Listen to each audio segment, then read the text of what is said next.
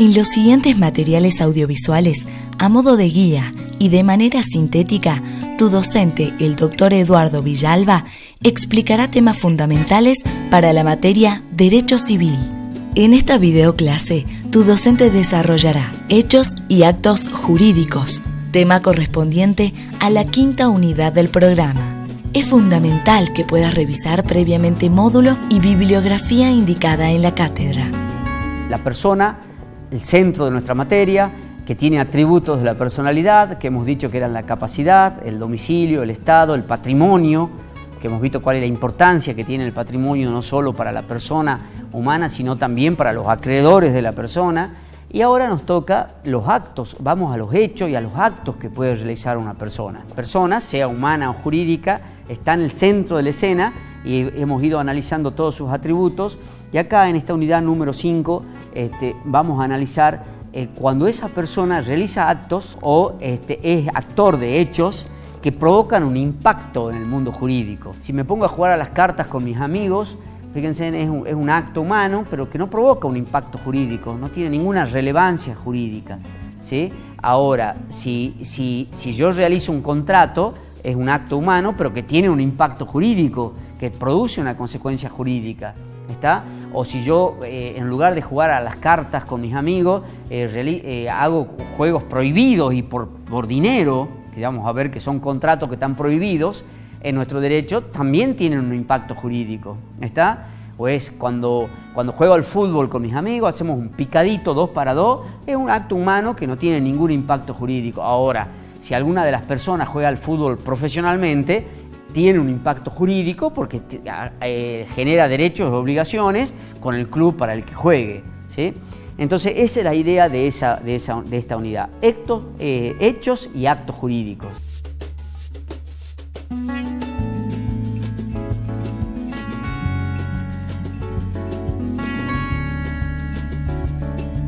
Los hechos los clasificamos en simples hechos, que son hechos que no provocan impacto en el mundo jurídico. Por ejemplo, una lluvia, ¿sí?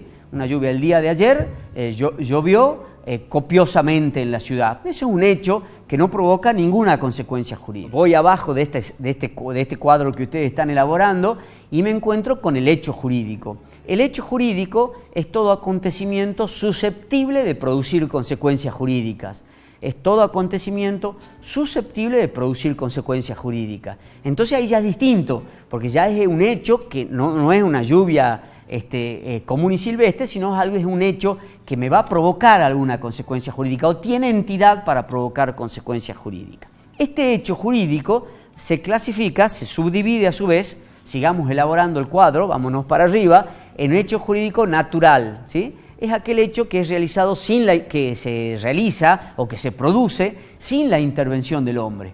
Por ejemplo, una lluvia de granizo que destruye una cosecha que estaba asegurada, ¿sí? Fíjense, es natural, pero además destruyó una cosecha que estaba asegurada, por lo tanto hace nacer el derecho, crea en cabeza del dueño de la cosecha el derecho de que se le pague, que el seguro le pague la cosecha.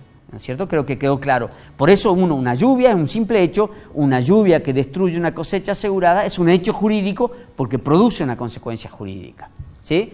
Otro hecho natural que produce consecuencia jurídica, el nacimiento. Nosotros hemos visto la importancia del nacimiento, la persona comienza desde la concepción, pero a partir del nacimiento se consolidan los derechos que hubiese adquirido, o la propia muerte. También es un hecho natural, sea la muerte de la manera que haya sido, ¿no es cierto?, que provoca consecuencias jurídicas indudables, termina la existencia de la persona y la continúan los herederos. Fíjense, son hechos naturales, pero que son jurídicos, ¿sí?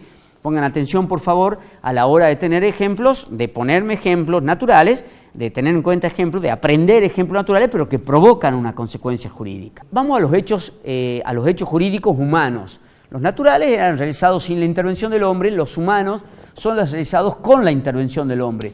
Por eso se denominan actos, ¿está? Por eso el hombre lo que ejecuta son actos, por eso son hechos humanos. Estos hechos humanos se clasifican a su vez, en hechos jurídicos voluntarios e involuntarios, ¿sí? Son humanos o actos voluntarios e involuntarios. Los voluntarios son realizados con discernimiento, intención y libertad, y los involuntarios son realizados sin discernimiento o sin intención o sin libertad. Con un ejemplito va a quedar claro de hecho involuntario. Voy a poner un ejemplo. Por ejemplo, el acto realizado por una persona privada de sus facultades mentales, ¿sí? Una persona que no entiende lo que hace, o un menor de 13 años, ¿cierto? Un chico de 10 u 8 años, no conoce lo que hace, entonces el acto es considerado involuntario, ¿sí? Porque lo realizó sin discernimiento, ¿me entienden? O sin intención. Creo que es mi código civil y me lo llevo, y en realidad es el código civil es de la universidad, entonces no hubo intención de realizar un acto, entonces es involuntario. O sin libertad, me apuntan con un revólver para que yo diga que sí, ¿no es cierto?, a la celebración de un contrato, entonces ese acto va a ser considerado involuntario. ¿Está? Esos son los actos involuntarios. Vamos a los voluntarios. Habíamos dicho que son realizados con discernimiento, con intención y con libertad. En la unidad número 8 vamos a analizar cada uno de estos conceptos, qué es el discernimiento, qué es la intención o qué es la libertad. Pero ustedes ya se van dando cuenta, les voy dando conceptos caseros pero didácticos. Discernimiento es entender lo que hago, intención es querer lo que hago, y libertad es una ausencia de una coacción, una ausencia de una coacción. Si yo realizo algún pago, celebro un contrato, porque si no voy a sufrir un mal yo o mis familiares grave e inminente, estoy actuando sin libertad, ¿sí? Entonces ese es el acto voluntario. Atenti con lo que viene. Ese acto voluntario se clasifica a su vez en lícito e ilícito, ¿sí? Me voy primero por la rama de los actos ilícitos, ¿sí? Entonces un acto es voluntario. Ilícito, ¿por qué es ilícito? Porque la ley lo reprueba, ¿sí? Una primera aseveración, un acto es ilícito porque la ley lo reprueba. Pero la ley tampoco es arbitraria, tampoco puede ser antojadiza para reprobar cualquier acto. Lo reprueba porque causa un daño, lo reprueba porque causa un daño a otra persona, ¿sí? Entonces los actos ilícitos son aquellos reprobados, ¿sí?, desaprobados por la ley, prohibidos por la ley. Digo de distinta manera la misma cosa. ¿Por qué están prohibidos por la ley? Porque causan un daño, ¿sí? El concepto de daño, pónganlo con mayúsculas por lo menos en sus cabezas. Ahora bien, ese acto ilícito, ¿cómo se clasifica a su vez? Ese acto ilícito a su vez se clasifica en delito y en cuasi delito. ¿Qué cambia acá? En el delito, ese daño al que hacíamos referencia recién, ha sido realizado con dolo. ¿Qué es el dolo acá? Es la intención de cometer el daño. O sea, la intención de realizar el daño, de provocarle un daño a otra persona. Voy en mi auto, lo veo cruzar la calle al profesor de civil, como me tiene cansado, me tiene harto, obviamente trato de ponerle ejemplos graciosos, acelero, lo atropello y lo mato, ¿sí? Hay un delito. ¿Por qué? Porque ha sido realizado con dolo, ¿sí? Dolo, que es la intención de dañar. Apunto, quiero matar y mato, ¿sí? Eso es el dolo. Yo este código es de la universidad, me lo quiero robar y me lo apodero sin que nadie me vea, ¿sí? Ese es el dolo, es la intención de cometer o realizar un daño hacia otra persona, ¿sí? En cambio, el cuasi delito es como si fuera delito, pero no lo es. Fíjense, es el mismo daño, pero realizado sin intención de cometerlo, pero realizado por culpa o negligencia, ¿sí? Por culpa o negligencia. Yo en mi ejemplo de delito decía, voy en el auto, lo veo pasar al profe civil, lo atropello y lo mato porque me tiene cansado, ¿cierto? Veamos el ejemplo de cuasi delito. Voy en mi auto, me paso el semáforo en rojo, ¿no es cierto? O voy a exceso de velocidad, una persona, y lo atropella al profesor de civil, ¿sí? En ambos casos, fíjense, hay un mismo daño, un mismo resultado. El profe de civil volando por los aires, en virtud de que ha sido atropellado. ¿Qué es lo que cambió? En el delito, ese daño ha sido realizado con dolo, con la intención de hacerlo, y en el cuasi delito, en cambio, ha sido realizado por culpa, es decir, por negligencia. Yo no quería ese resultado, lo ocasioné por negligencia o por impericia. No sé si ustedes vieron cuando hay accidentes de auto, cuando alguien tiene la desgracia, ¿no es cierto?, de atropellar a alguien, sea el que lo realizó y con mucha más razón también la víctima, que hay un gran reproche porque no va preso. Bueno, porque ha cometido un delito, pero no es un delito, perdón, ha cometido un cuasi delito, me rectifico, que va a tener una pena menor que el delito. ¿Por qué? Porque obró sin dolo, obró con imprudencia, ¿sí? Las consecuencias son menores, obviamente, del que quiso el resultado y lo logró, ¿sí? Otros ejemplos de cuasi-delito, en todos los accidentes en general, me voy a ir para el lado del cuasi-delito, también las responsabilidades profesionales, ¿no es cierto? Pónganle pongámosle una mala praxis de un médico, ¿sí? Una mala praxis de un médico que por su error y por su mala praxis, su paciente se le muere. No hay un delito, sino hay un cuasi-delito, porque ha sido realizado por negligencia o por impericia. ¿Está? Entonces, fíjense en cómo nos fuimos. El acto voluntario, repaso, voluntario e involuntario. El voluntario lícito e ilícito, y del ilícito me fui al delito y al cuasi-delito según se ha realizado con dolo y con culpa, ¿sí? Muchas veces será cuestión de hecho y de prueba determinar si hubo dolo o hubo culpa, ¿no es así? Si hubo dolo o hubo culpa. Me voy hacia los actos lícitos ahora, que es lo que acá me interesa también, ¿no es cierto? No me interesa todo, pero es hacia donde iba. Los actos lícitos, a su vez, se clasifican en simples actos, que son todos los actos voluntarios, lícitos, pero que no producen consecuencias jurídicas. Por ejemplo, jugar al fútbol con mis amigos, ¿no es cierto? Eso no produce ninguna consecuencia jurídica. Jugar a las cartas no produce ninguna consecuencia jurídica. Y por el otro lado, el acto jurídico. El acto jurídico es la noción a la que queríamos llegar, ¿sí? Pregunta inevitable de los exámenes de derecho civil. ¿Por qué? Porque el acto jurídico es central en nuestra materia y lo definimos como, lo voy a ir definiendo con el cuadro que fuimos desarrollando, como todo acto voluntario, lícito y que tiene por fin inmediato producir consecuencias jurídicas. Fíjense ustedes, no es que la puede producir o no, tiene por fin inmediato producir consecuencias jurídicas el acto jurídico, ¿sí? Yo lo hago para producir una consecuencia jurídica. Debe ser voluntario, debe ser lícito, si es ilícito ya me voy para la otra rama, y produce una consecuencia jurídica, ¿sí? Ejemplo de acto jurídico, el pago una deuda, voy a pagar la cuota, debo una cuota, voy y pago. ¿Cuál es la consecuencia jurídica? Que extingue una obligación, ¿sí? Esta clase que están recibiendo y que estoy dando tiene una consecuencia jurídica, ¿cierto? Hace nacer derechos y obligaciones a todas las partes. Todos los contratos son actos jurídicos, todos los contratos, desde el más chiquito de los contratos, que es tomar un café, subir a un colectivo, hasta el más grande de los contratos, comprar una empresa de aviación, por ejemplo, son actos jurídicos. ¿Por qué? Porque producen consecuencias jurídicas.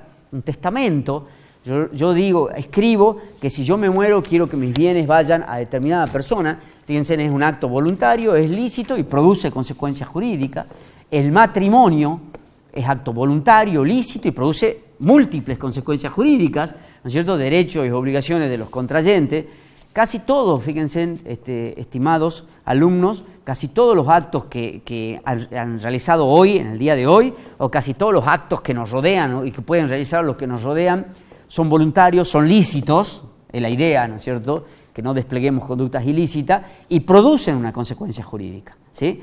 Desde ir al cine, voy al cine, voy a la cancha, es un contrato que genera consecuencias jurídicas, un derecho de comportarme, derecho, obligación de pagar la entrada, derecho a que no me pase nada, ¿no es cierto?, y que si me pasa me sea indemnizado.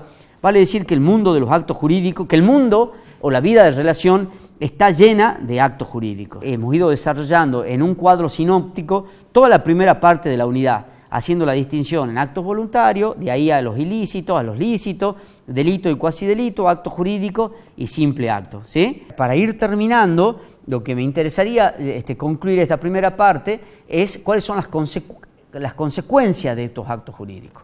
Acá, ¿cuál es la pregunta? ¿Por qué por estos actos voluntarios responde el sujeto? ¿Quién responde por estos actos voluntarios? Responde el autor del acto voluntario, ¿sí? Responde el autor del acto voluntario. Me voy al acto voluntario. ¿Quién responde? El autor. ¿Por qué consecuencias responde? Por aquellas que pudo o que debió prever, ¿sí? Por aquellas consecuencias que pudo o debió prever. Ese es el principio de oro en la imputabilidad de los actos jurídicos, ¿sí? Todo lo que hace uno en la vida, lo dijimos en otras entregas, todo lo que hace uno en la vida genera una consecuencia. Y yo me voy a tener que hacer cargo de determinadas consecuencias. Ahora, hay consecuencias que no me puedo hacer cargo porque yo no las pude prever, ¿no es así? Me voy a hacer cargo si las pude prever, ¿sí? Así, por ejemplo, pongamos un ejemplo dentro de los actos voluntarios. un alumno me empuja a mí y ruedo por las escaleras. ¿Cuál es la consecuencia principal, inmediata, que el alumno va a tener que responder? Mis golpes que me di al rodar por las escaleras, ¿sí? Todo eso, todo lo que me traiga aparejado, dejé de trabajar, va a tener que responder el autor del acto voluntario. Ahora resulta que cuando vino la ambulancia me llevó y cuando me llevaba atropelló a otra persona. Fíjense, si no me hubiese empujado, yo no hubiese rodado por las escaleras y no hubiese venido la ambulancia y no hubiésemos atropellado a la persona. Pero ¿qué pasa? Esta última consecuencia era imprevisible para el autor del acto voluntario. Solo va a poder responder por aquellas que pudo o que debió prever, ¿sí? Fíjense ustedes, en su vida de contador o de administrador de empresa, tendrán que responder por todos los actos que ustedes realicen, los que pudo o los que debieron prever, ¿sí? Con lo cual entonces, esta es una unidad muy, muy compleja, que vale la pena analizarla en una manera puntillosa. Entonces, por lo tanto, vamos cerrando para que en una próxima entrega hablemos directamente ya de la voluntad y de la clasificación de los actos jurídicos, donde le pido que estemos muy atentos a cada uno de los ejemplos de actos jurídicos que nos vamos a ir encontrando. Porque ya yo hasta acá les dije, a grosso modo, todos los actos jurídicos que ustedes pueden encontrar. Ahora, en la segunda parte de esta unidad, lo vamos a ir ubicando en cada una de las clasificaciones que el programa nos exige. La materia de Derecho Civil te introduce en los conceptos fundamentales de las ramas principales del derecho civil. Dada la estrecha relación que existe entre el derecho y el ejercicio de cualquier actividad económica, constituye una exigencia profesional que puedas contar con el conocimiento básico e integral del derecho civil. El derecho civil es el conjunto de normas jurídicas y principios que regulan las relaciones personales o patrimoniales entre personas privadas o públicas, tanto físicas como jurídicas, de carácter privado y público, o incluso entre las últimas siempre que actúen de provistas de imperium, desde que nacen hasta que se mueren o extinguen. Teniendo en cuenta las profundas transformaciones que ha sufrido el derecho civil a partir de la histórica unificación del Código Civil y Comercial que produce, parafraseando al profesor Lorenzetti, la constitucionalización del derecho privado, generando una articulación notable entre lo individual y lo colectivo, entre lo público y lo privado.